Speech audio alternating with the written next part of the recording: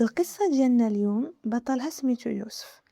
دري كبر في واحد الحومة شعبية في مراكش، بالضبط في جهة بابا غمات.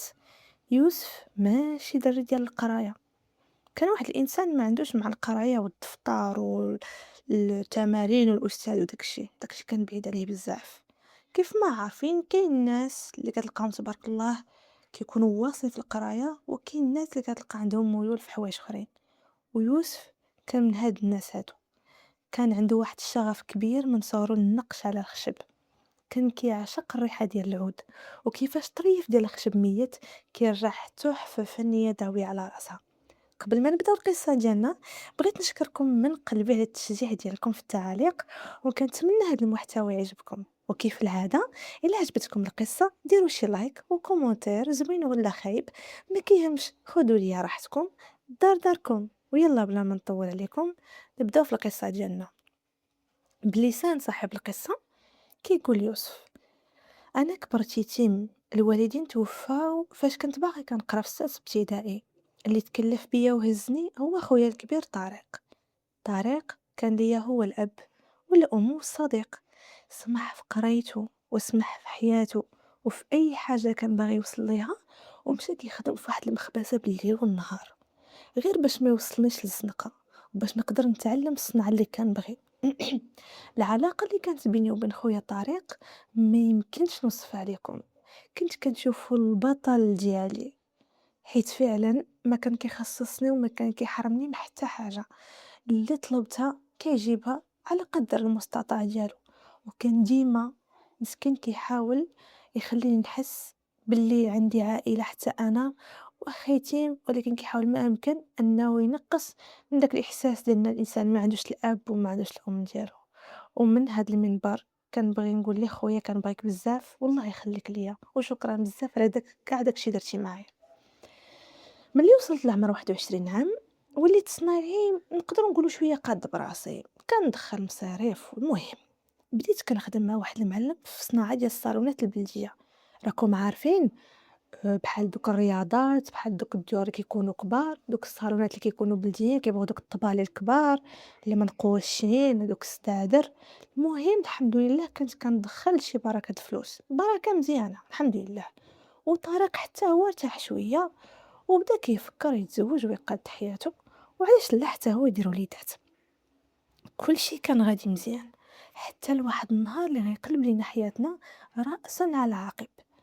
طريق كان راجع من الخدمة في الفجر كيف العادة، وهو جاي للدار ضربته طونوبيل وهربات.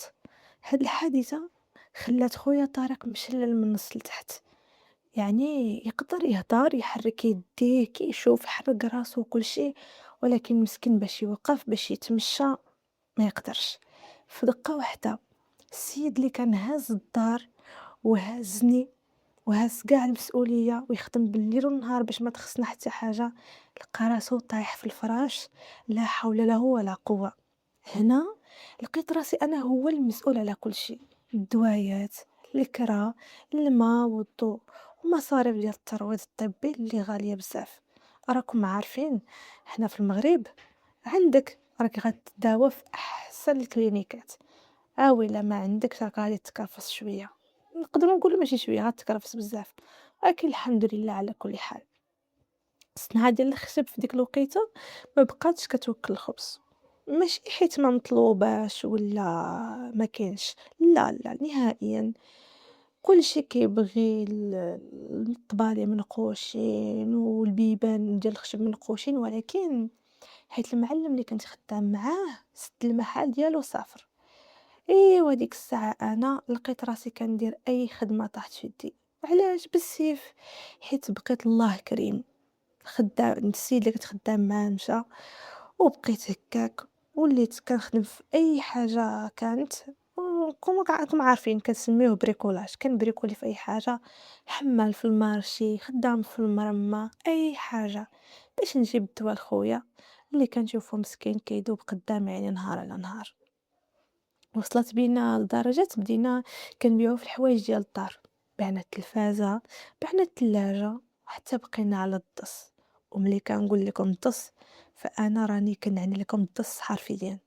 غير هو شي زريبية شي وسيدات وصافي، غير ما نتوسطو شي معينات قلال باش كنطيبو.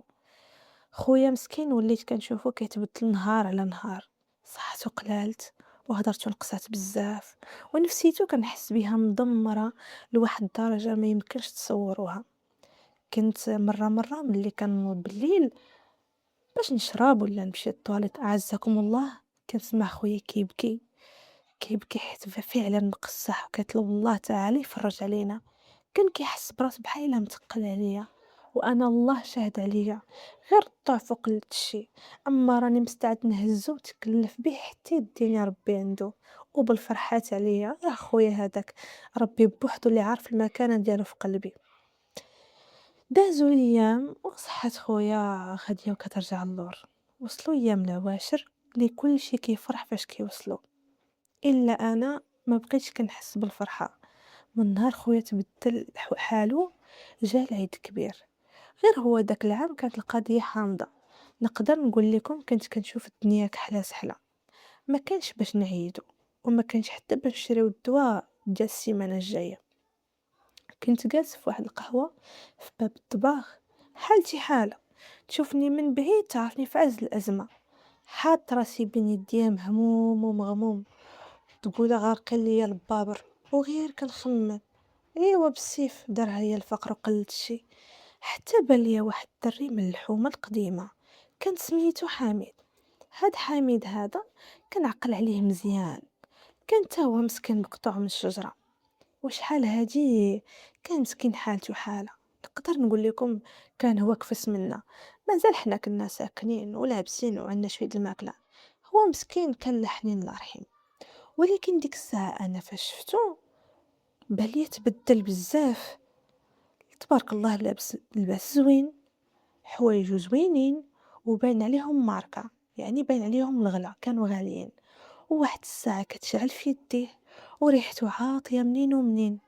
شوية ملي شافني جا جلس حدايا وبدا كيسول فيا، حيت خلاص راني قلت لكم باين من بعيد باللي بقى لي شوية ونطرطق، وخلاص كنت خاص غير اللي يسولني، حيت صافي عييت. عرفتوا فاش كتوصل ديك الحاله كتبغي غير اللي يقول لك السلام تقول له اجي عليك تنقلب، وتبقى تخوي عليه قلبك وتعاود ليه باش يلاه ترتاح شويه. داكشي اللي درت، عاودت ليه الهم ديالي وكيفاش الدنيا مسدوده في وجهي. حميد شاف فيا واحد الشوفه غريبه، وقرب لعندي وبدا كيهضر بواحد الصوت خافت. قال لي شوف يوسف، انت دري مرضي وتكرفستي بزاف، وانا غنوريك واحد الطريق غتفكك هاد الحريره كامله. في ظرف سيمانه غتولي تصور الفلوس بلا قياس، وخوك غتديه يداوى في احسن كلينيك في المغرب. ومع انا واصله بيا العظم ما حسيت براسي حتى بديت كنسولو بلهفه، شنو هي هاد الطريقه حميد؟ اي خدمه نخدمها. شويه كيبان لي حميد كيضحك، هو يقول لي ماشي خدمه ديال تماره، غتمشي للسوق ديال الخميس، غتقلب على واحد المعزه كحله كي الغراب، ما فيها حتى زغبه بيضه، وغتشري معاها الجاوي الكحل وسرغينه، وغتمشي لواحد الغار مخبي في جبال جهه مولاي ابراهيم، تما كاينين مالين المكان. غتذبح داك المعز تما وغتطلب التسليم، وغتطلب داكشي اللي بغيتي.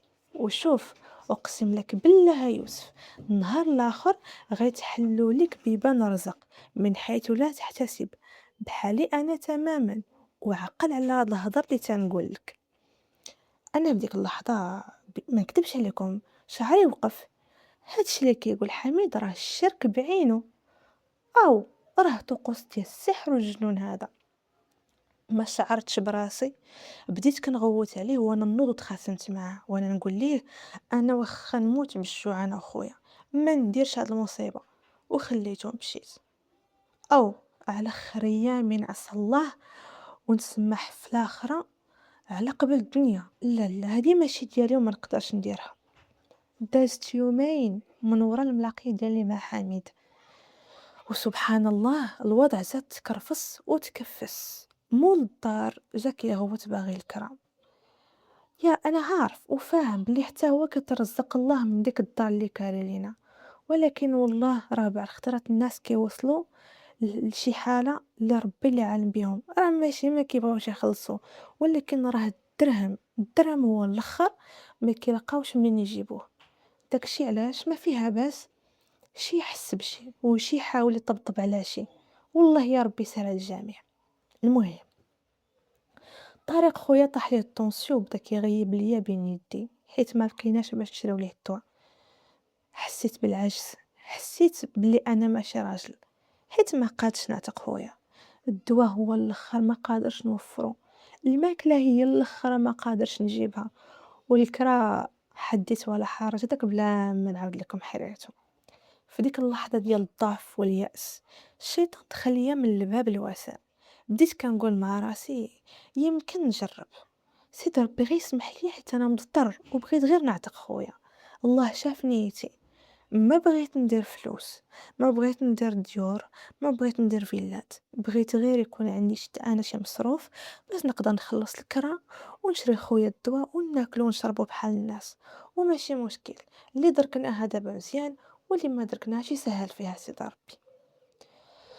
ايوا مشيت سلفت واحد البركه من عند واحد البقال كيعرفنا، مسكين الله يعمرها دار، واخا عارف حالتي وراني ما خدامه والو غير كنبريكولي وخويا مريض وراني غا كاري وكلشي سلفني.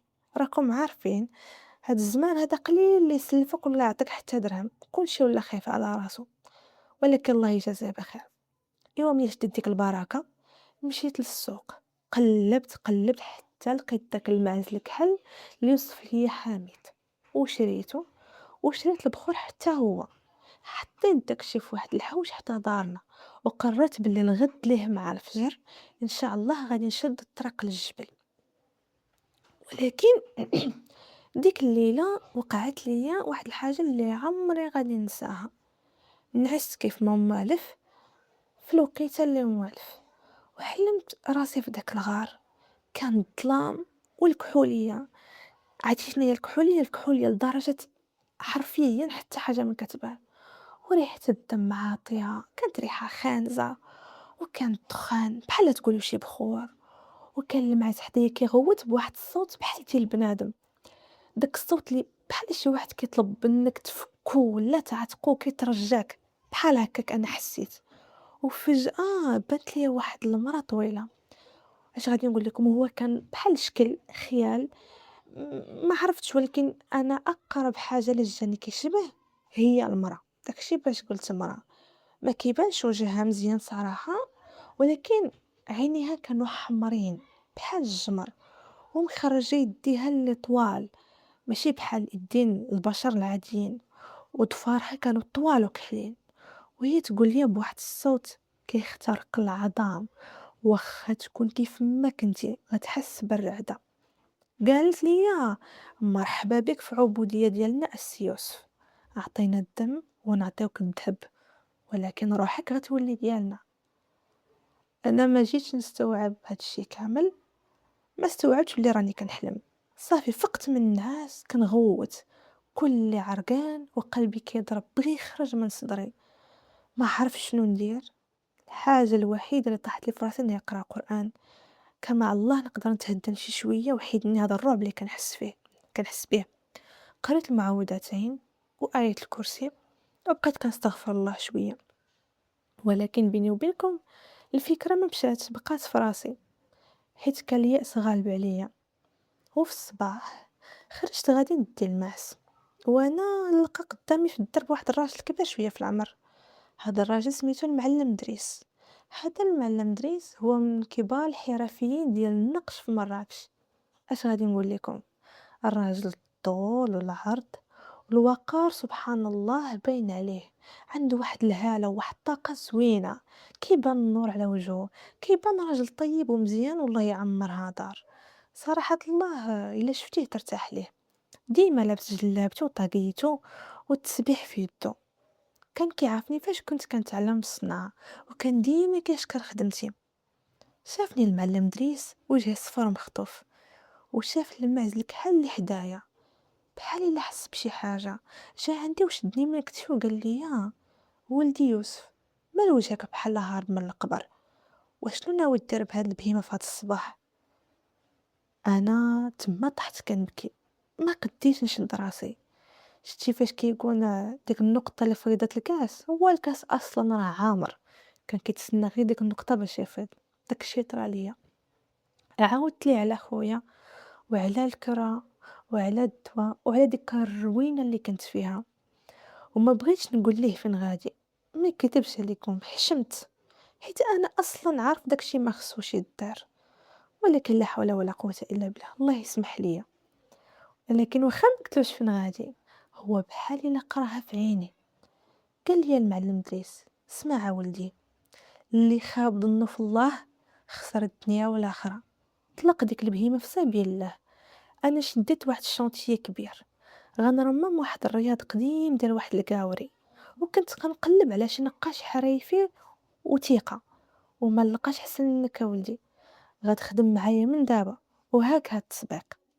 مسكين الله يجازيه بخير، عطاني واحد البركه كبيره ديال الفلوس. هو يقول لي: سير شري الدواء لخوك وخلص كراك، وغدا مع 8 نلقاك في الرياض. انا تصدمت، طحت كنبوس ليه في يدو مسكين. ما كرهت شنو واحد الفرحة، واحد الدهشة، بحال لا تقول كانت العافية شاعلة وشي واحد جطفاها لي في قلبي. وهادشي كامل وقع في لحظة. حسيت بلي سيد ربي صيفطو ليا باش يعتقني من ديك الهاوية اللي كنت غنطيح فيها.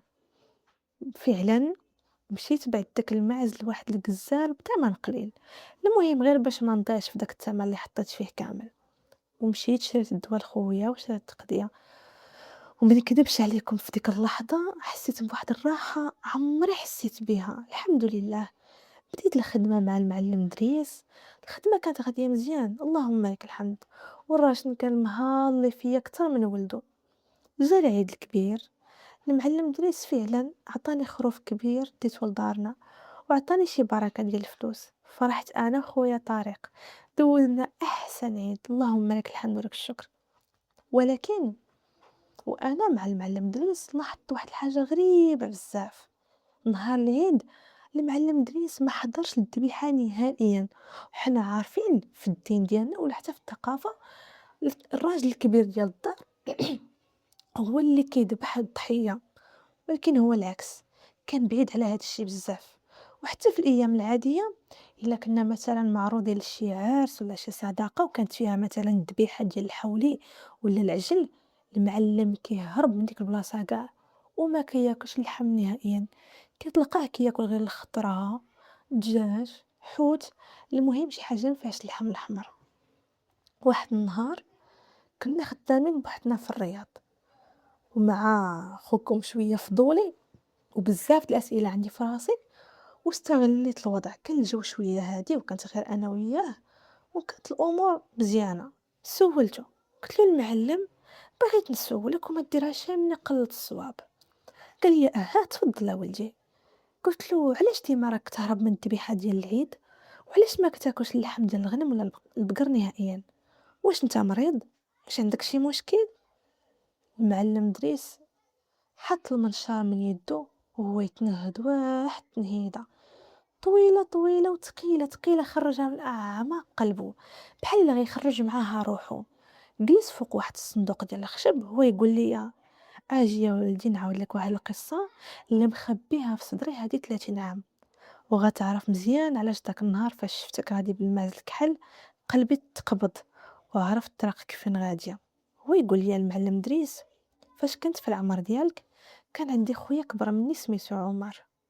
عمر كان راجل طموح بزاف، وعنده واحد الورشة كبيرة ديال النجارة، وكان مشارك مع جوج ديال ولاد عمي. هادو ولاد عمي هادو كانوا طماعين والله يخليها سلعة. ضحكوا عليه من ورا ظهره وزوروا الوراق، ولقى خويا عمر راسو الزنقة. داو ليه الورشة وداو ليه رزقه كامل قانونيا، حيت داروا شي لعبة وشي تخربيق في الوراق، يعني ما بقى عندنا ما نديرو. خويا عمر ما تسرطاتش ليه، مشى للمحاكم والو، تشكى للناس والو، صافي ما لقى حتى شي حد، حتى شي واحد ما بغى يعاونو، حتى شي واحد ما بغى يسمع ليه. واحد النهار غبر عمر سيمانه، فاش رجع واحد الانسان اخر. عينيه كانوا كيبانو ديما صفرين، هدرتو قليلة، والريحة ديالو ديما بحال ريحة الكبريت والدم الكارم، واحد الريحة هي العياذ بالله ما تقدرش تشمها. خويا عمر كان مشى للجبال ديال درعا وتلاقى بواحد الساحر خطير تماك، ودار واحد العهد مع الشياطين باش ينتقم من ولاد عمي. العهد كان فيه طقوس ديال الدم وذبيحة لغير الله في واحد البلاصة مهجورة، استغفر الله العظيم. من بعد شهر ولاد عمي بجوج وقعت لهم حادثة خايبة، واحد تهرس من ظهره وواحد حماق ومشى للسبيطار ديال الحماق. الورشة تحرقات كاملة ولات رماد. صراحة الله عمر بردات العافية حيت انتقم، ولكن الثمن اللي خلص كان غالي وبزاف. خويا عمر ولا بحال الا ممسوس، ما كيقدرش يسمع الاذان وما كيقدرش ينعس بالليل. ولكن المصيبة الكبيرة كانت كتوقع فاش كيشوف الدم. جا العيد الكبير داك العام، والوالد الله يرحمه برحمته الواسعة ويرحم المسلمين اجمعين جاب الحولي كيف العادة وبغى يذبح.